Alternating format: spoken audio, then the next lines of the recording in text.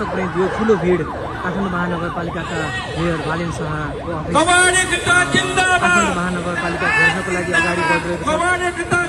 यो भिड रत्न पार्कमा आइपुगेको छ। बालेन शाह विरुद्ध नाराबाजी गर्दै कबाड व्यवसायीहरू अगाडि बढेका छन्।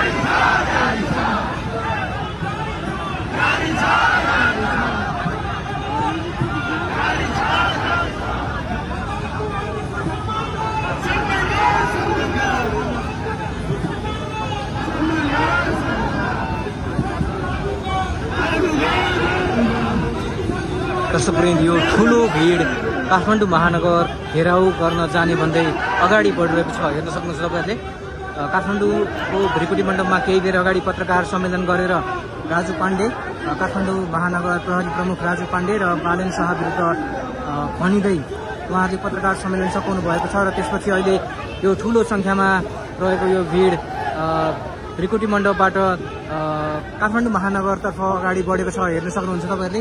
भिडियोलाई सक्दो सेयर गर्नुहोला। कबाड व्यवसायीहरूको आन्दोलन रहेको छ यो।